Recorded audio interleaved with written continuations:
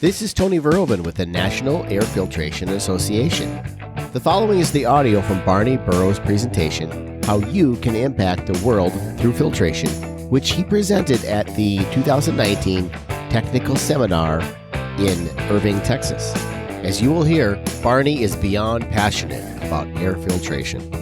In the beginning, you'll hear Tom Justice, President-elect of NAFA, introduce Barney. Enjoy Barney's presentation. So please join me in welcoming Mr. Barney Burroughs. Thank you, Tom, for that introduction.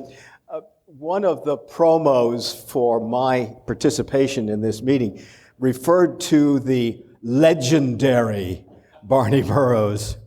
And I want to remind you what legendary means. Legend is a bit of fiction, kind of diminutized and confused with historical myth. And the dairy part of that expression, I grew up on a dairy farm, and I can assure you it's cow manure. So thank you for that legendary address. We're going to talk this morning about a topic that's not my topic. I just simply said, yes, Tom, I'll be happy to talk to the guys. What do you want me to talk about? And they threw the topic at me. How can you impact the world through filtration? And I said, okay, and we're going to do that in 45 minutes. Sure. Well, truthfully, I think we can address that topic because I have just basically completed a 100-year treatise on the history of the filtration industry as a technical treatise for the 125th celebration of ASHRAE, and it'll be presented in Orlando next spring. But that gave me the grist for reminding myself, and I will now use this as an opportunity to remind you of the 100 years of preparation that you have at hand in order to take advantage of what I feel are some exquisite opportunities. And we're into the wrong slides, aren't we? We are indeed. We're into the wrong slides, and they will not advance. Or I have done it wrong. I did it wrong. Yeah, thank you. Well, we're not perfect, are we? But we are going to change the world. And I'm going to do that by giving you a quick, and I do mean really quick, glance at the 100 years of preparation. And then I'm going to use an opportunity here to, in a sense, give you the tools and remind you that the tools you have to indeed change the world. I want to set that stage with about a 50,000 foot view of your history because we're only going to hit a few highlights. And I will let you fill in the gaps from your own experience. But I want to just hit some high points of inventions, creativity, and technology advances that we've seen over the history of that 100 years. And then I want to do that in such a way that, hey, you fill in the gaps. There'll be some things that obviously we will not mention in the short time, but I want you to feel that the history is there. But I also want to give you a caveat in that I'm going to mention some brand names and some companies, and by no means are those endorsements. They're just simply facts, and they're realities of our history. Let's start us, because you guys are champing in the bits to get out of here and get back into the trenches. But let me remind you, that's where we began. We began in the trenches of WW1 in France, because that war, the Great War, was in fact the starting point of the filtration industry. It was also a war of firsts. The first tanks, the first airplanes, the first really proficient machine gun, and the first weaponized chemical warfare. And our boys survived because of the invention of the gas mask, based on simply a wad of cotton and impregnated with particles of carbon. It gave us the start of the respiratory industry, and it gave us the beginning of the filtration industry. Along about the same time, there was a guy in our industry by the name of Willis Carrier. He invented what was called a healthy air machine. It was the very first air conditioning machine, which was, in fact, you'll recognize this, it was an air scrubber because it used that as the heat exchange device, later inventing the centrifugal machine that, in fact, started what we now know as air conditioning, at the time to preserve the health of the printing industry. So the very first usage of filtration and air conditioning was for health-related issues. Remember that as part of your tool bag. This went on, and by the time we get into the 30s, which is about 80 years ago, we needed to have protection for our air-moving machines because there was a firebox in those furnaces, and those fireboxes would catch on fire if we had too much lint, cat hair, animal hair, and dust. And so therefore we created a furnace filter, and we made it out of anything that was left over. It could have been animal hair, it could have been wood shavings, it could have been metal mesh, it could have been screen wire, but those were the early furnace filters until we created fibrous glass through the patents of the Corning Group. And that glass was made out of beer bottles. The leftover bottles were recycled into the original fiberglass.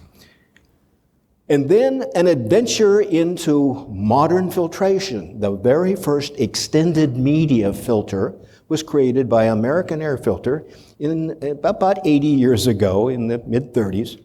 And it was the PL24. And I don't know whether you have ever seen one of these, but I have serviced them.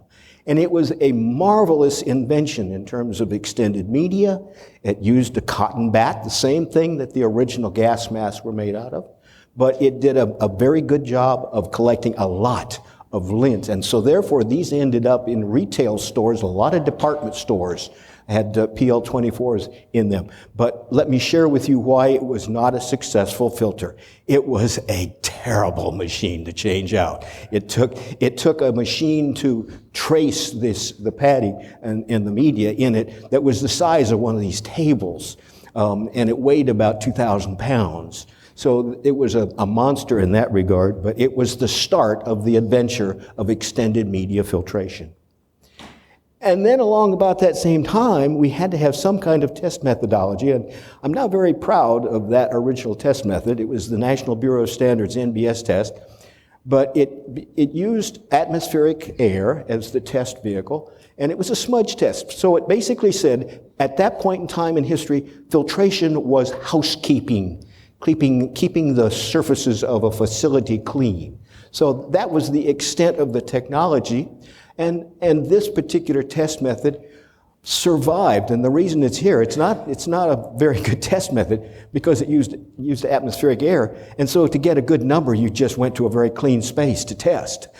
So it was not an effective. It's one of those S&M test methods, smoke and mirrors, and so the importance of this was it prevailed for the rest of the century.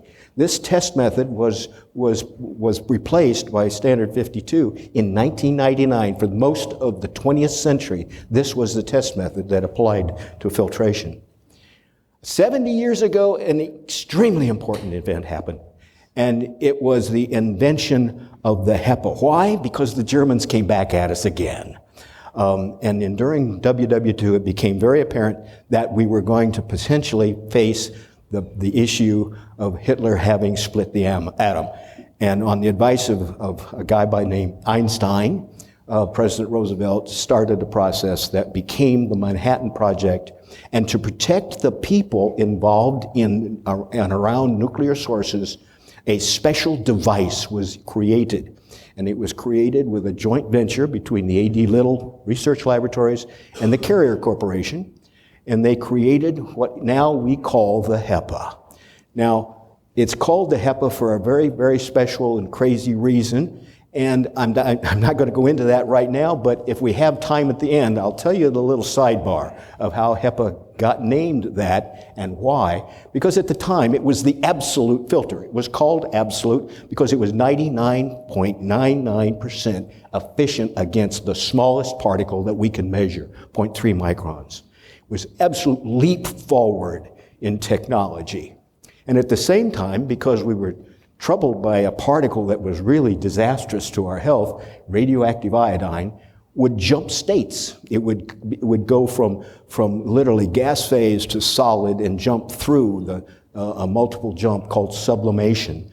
And because of that, we had to also have a gas phase filter that would take it out. And that's when specialized carbon came into the play in our industry. So these became, in a sense, the milestones for us in ultimate filtration. Now, what really put us on the map was after the war, Eisenhower needed to make sure we had recovery going on, and one of the greatest ways to do that is make sure that every community in America had a hospital. And the Hill-Burton Act of 1946 did that. And part of it was ASHRAE input research project that established 85 and 95% NBS filters as being required in every hospital that accepted a grant from the Fed. And that activity prevailed till the 90s of the last century. 60 years ago, Cambridge came up with a patent on how to make a pocket filter which was unsupported. And this became the granddaddy of all of the extended media filters that we now have of unsupported nature. And at the same time, we had creativity going on in some early patents that were pre-war patents from Celanese and DuPont that gave us magic new fibers. And we were able to make ultrafine particles and create ultrafine fibers and make tremendous advancements in our mats and filtration medias. This was all going along. 60 years ago, this sort of thing happened. And then we had the granddaddy of what we now call the pleats. And it was the FAR J12. It was invented in 1963. It became the FAR 3030.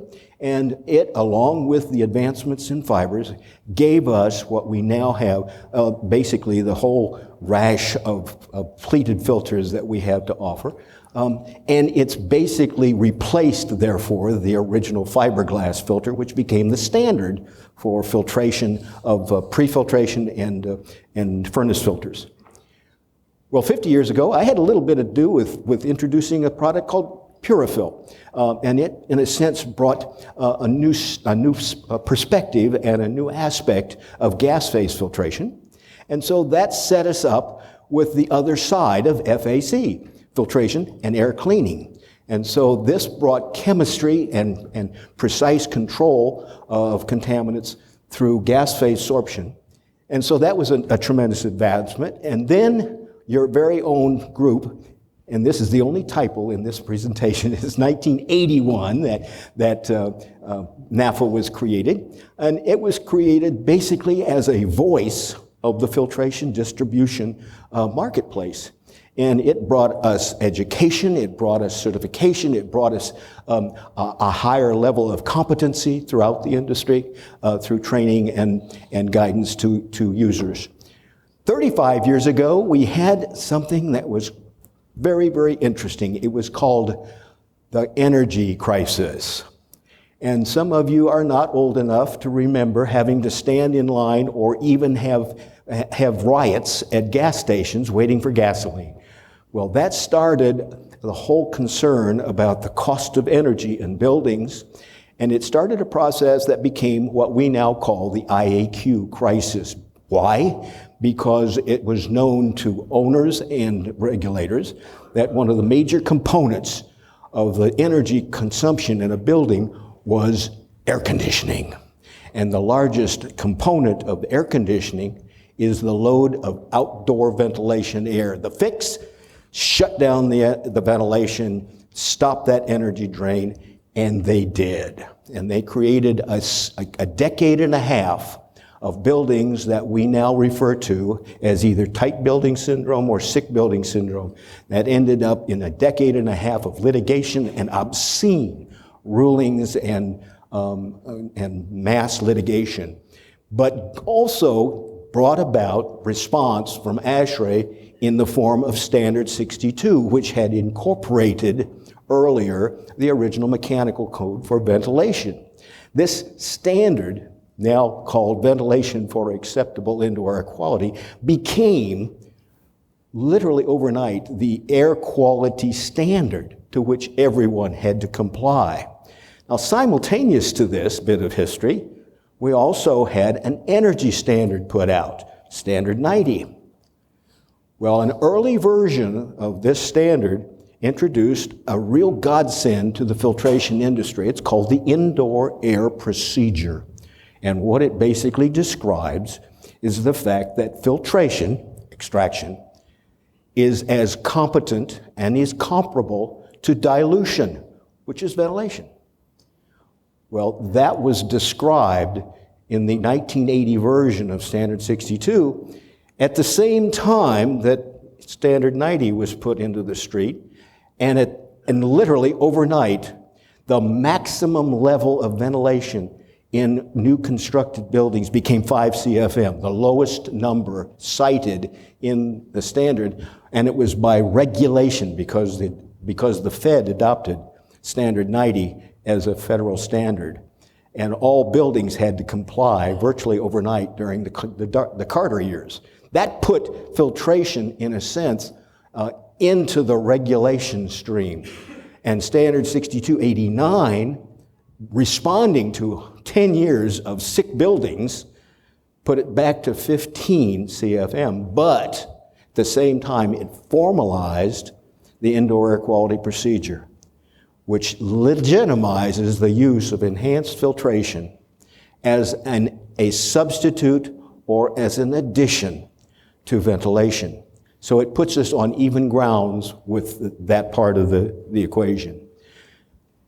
And 25 years ago, we had another invasion from Europe, and this came from the Swiss, and it's in the form of their more elaborate and understanding of mechanics and equipment, and we learned how to do mini pleating, and it gave us the mini pleat.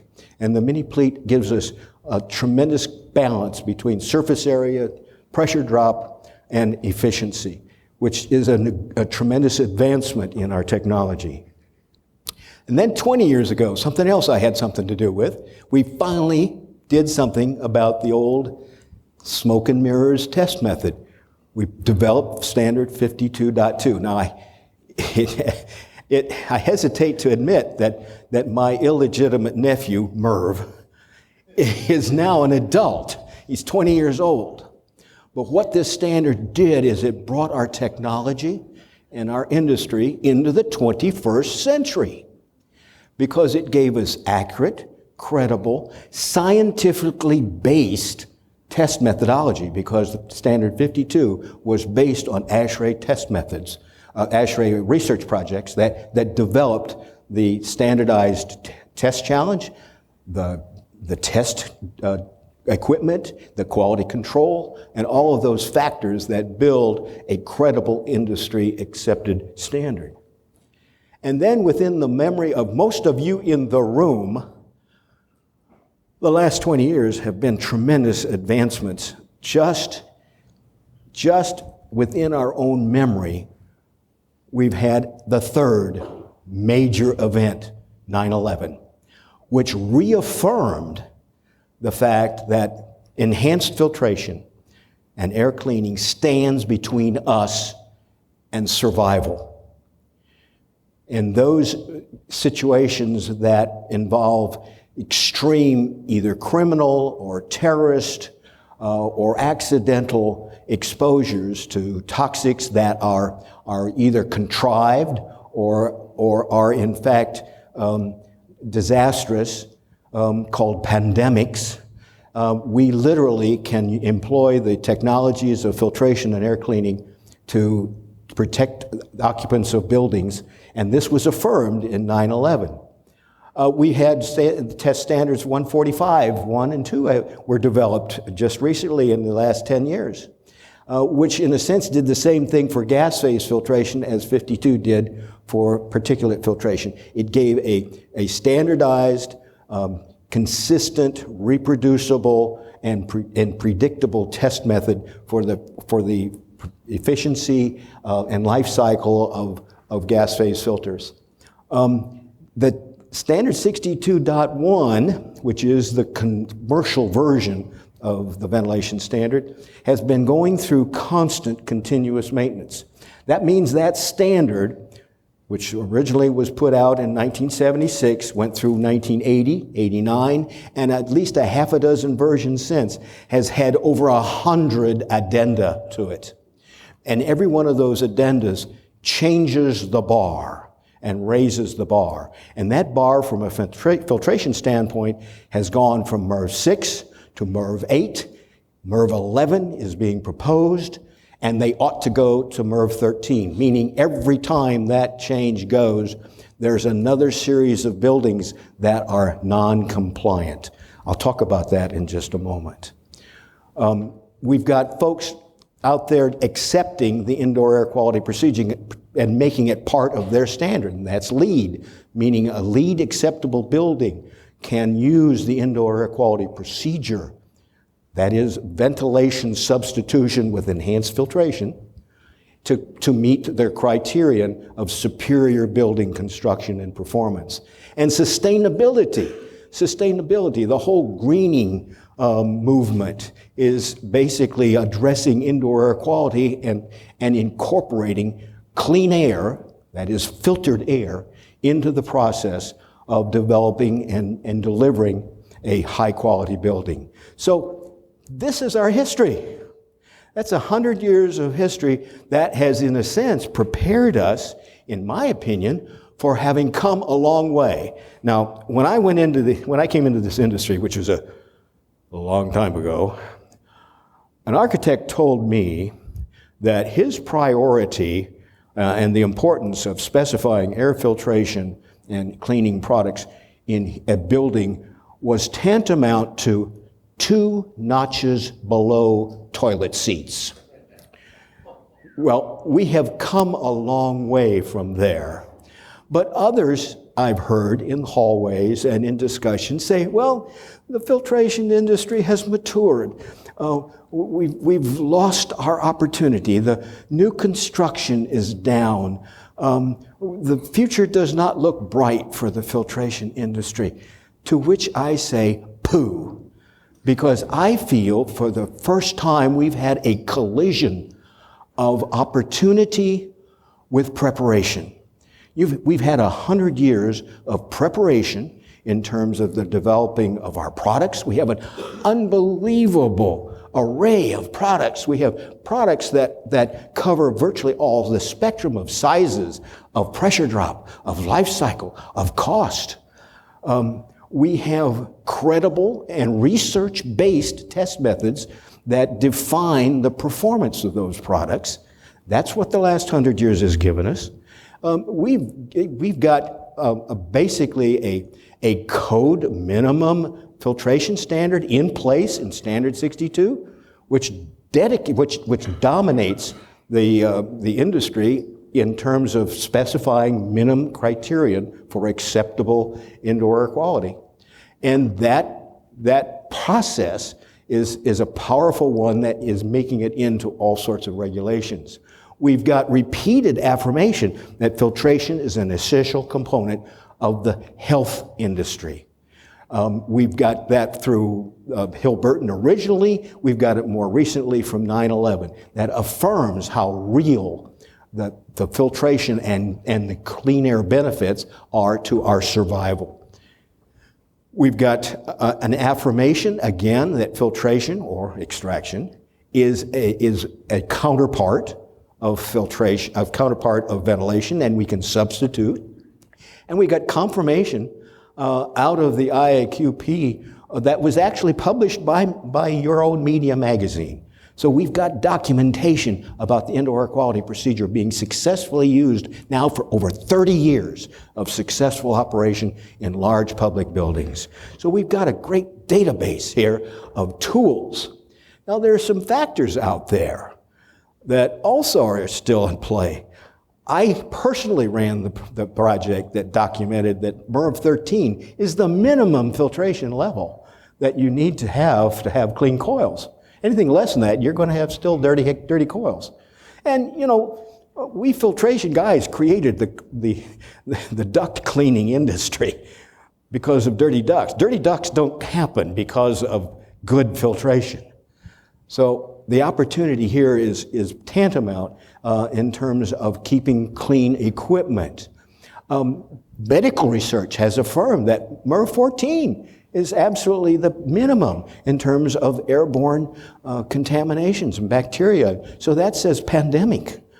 We've got military that has established that high-level HEPA, HEGA are the protection and, in a sense, the survival kit in public buildings because of either criminal or accidental CBR exposure. So we've got the tools, guys. We've got the tools, we've got the opportunities, so let's get started. And I'm going to give you a quick overview of what my take is of how you should go forward in terms of your own personal. You're going to hear in a little bit the strategic plan of NAFA. What's your strategic plan? And I suggest the number one point of your strategic plan starts tomorrow. And it starts tomorrow by you changing the most important thing to you personally. Now, this is now confession time. How many in the room have greater than a MERV 13 in your home air conditioning system? Hands up, please. I see 1, 2, 3, 4, 5, 6 of you believe in filtration. Would you not believe your own story? That one of the benefits of filtration is clean lungs? Let's widen the circle. And now I'm talking about changing your world. Do you see that tomorrow morning there's one way that you can change your personal world? The second question is, how many of you have greater than MERV 13 in your office or shop? Let's see the hands. I see 1. I see 1. I see 1. Is there 2? I see 2. I see 3. Well, there's the second peg of your strategic plan. Change your world and start at home. Start in what you are trying to make other people believe in by believing in it yourself. I will stand before you and tell you that I do what I say, I don't just say it. My home and my office has had a MERV 15 or 16 in it for 45 years. And I stand before you as an old, healthy man, as some testimony that it does have some benefit. So believe in what you're telling people. Believe in filtration. And start your change of the world at your own controllable circle. I suggest you change your story.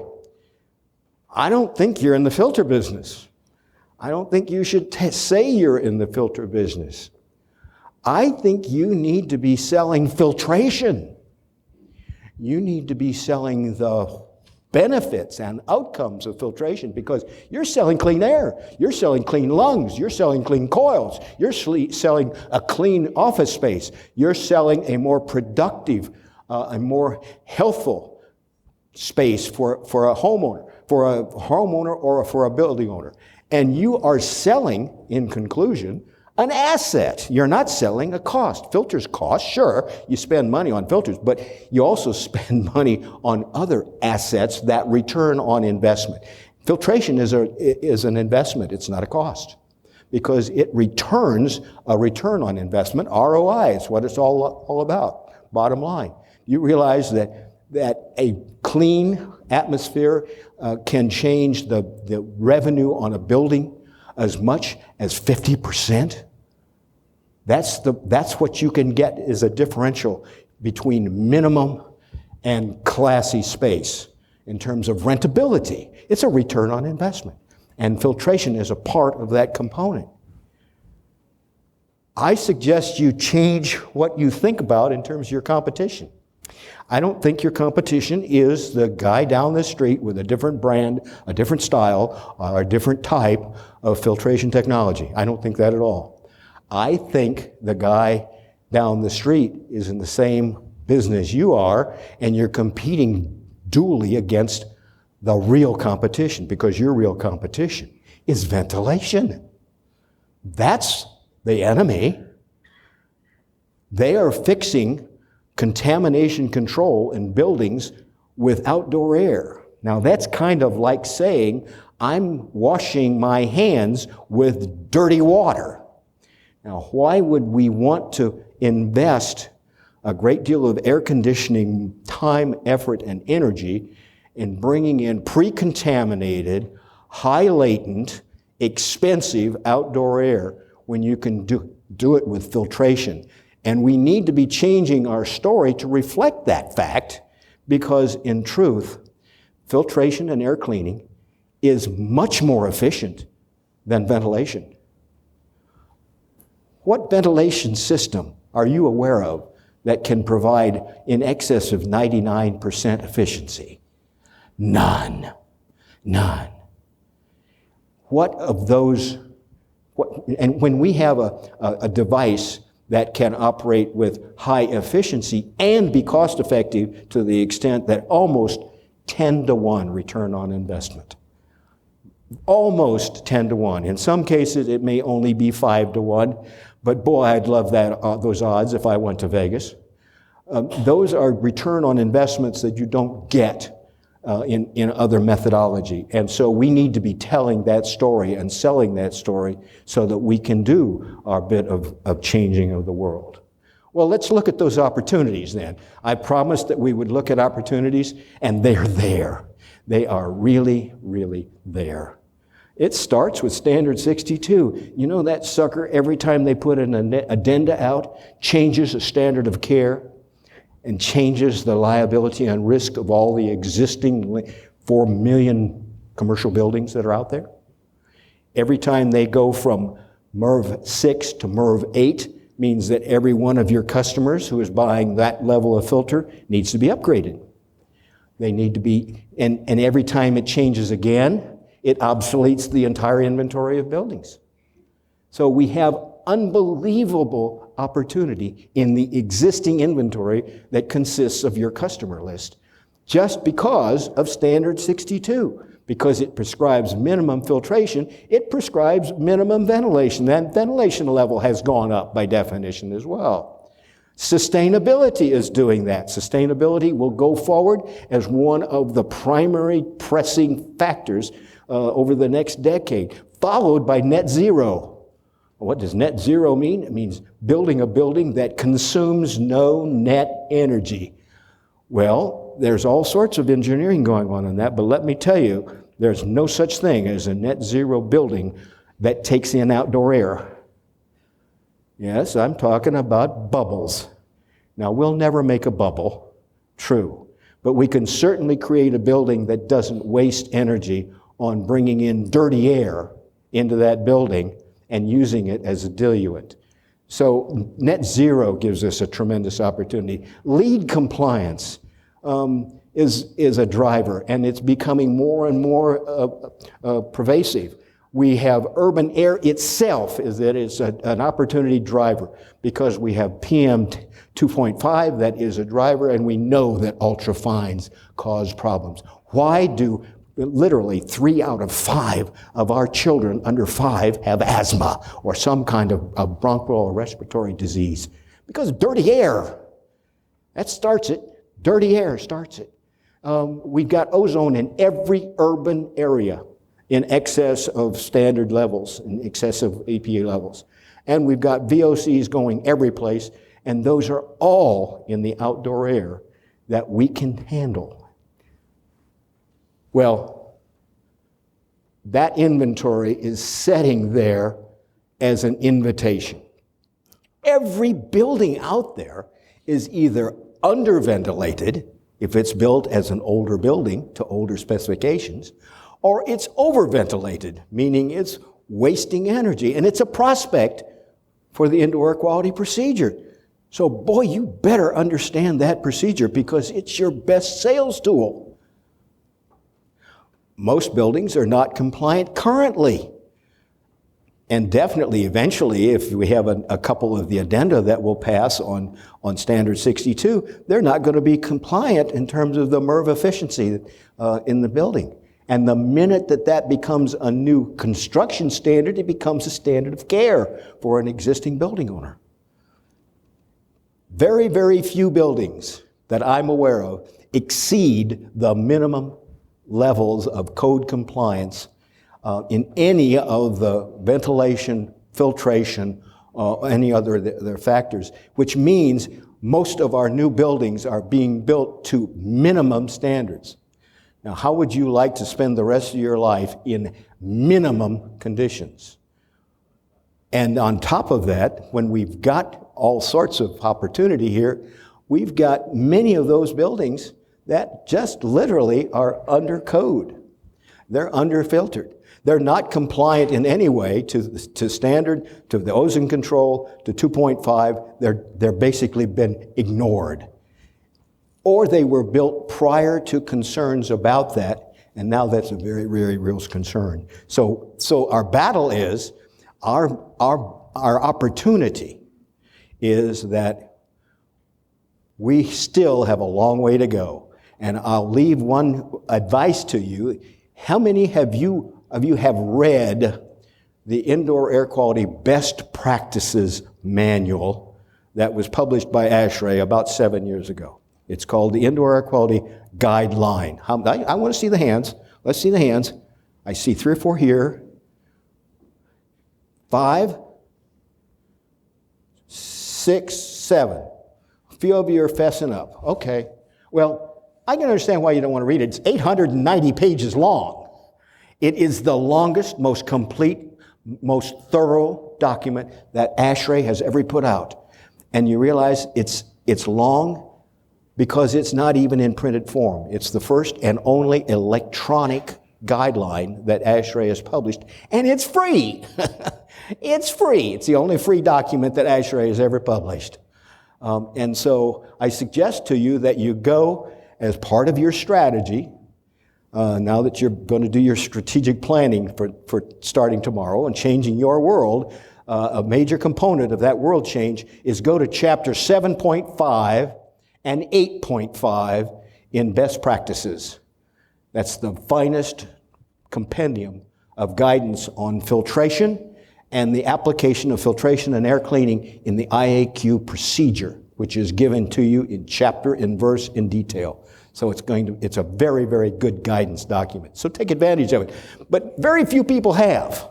And so that's why it's an opportunity, because you can help a building owner put together the finest building on the block and put it to the top of the RET scale. Most buildings have not even considered Guideline 29, which is where it tells them how to build a safe haven space within their building. A safe haven space was basically a large item of concern and interest in 2002, 2003, 2004, not so much in 2005, meaning our memory of 9/11 is short. And unfortunately, we have forgotten the consequence of that. That consequence is literally We need to hear, for whatever reason. You heard it yesterday, we need a clean space to avoid wildfire smoke. Well, that's clean space that was suggested yesterday from this podium would be in every public building if we applied the guidance of that standard to our public buildings to protect our population from something that may be as criminal as a terrorist act or as systemic as a pandemic. And we've heard headlines at least on half a dozen cases of possible pandemics hitting us, which will literally impact the species.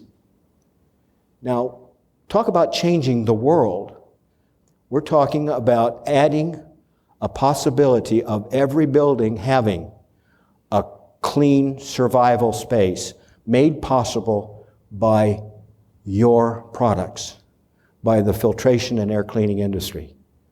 Every library, every cafetorium in schools, every public assembly building, every office building on the bottom floor could be a safe haven simply by applying what we already know how to do.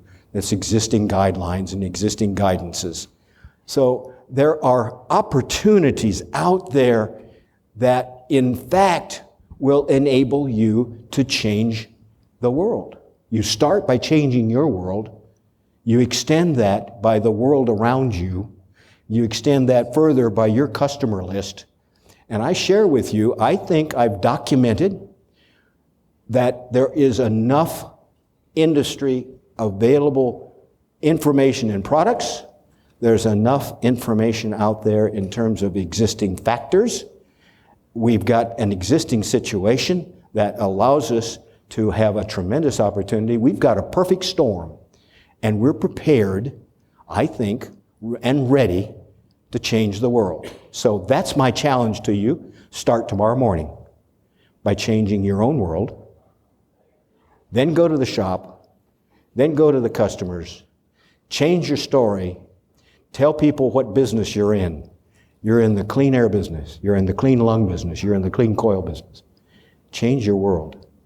So change that story to reflect the fact that filtration is in fact the most effective way that you can create healthy and productive space, whether it's a home or an office or a workspace. You've got the tools, and I think you've got the opportunity. I'd like to see you get at it. I sincerely believe that filtration and our technology can not only change the world, we can save the species. I mean, I'm serious about that because there are some serious threats out there, and we haven't seen anything yet. So I'd like to see us be prepared better. So, thank you.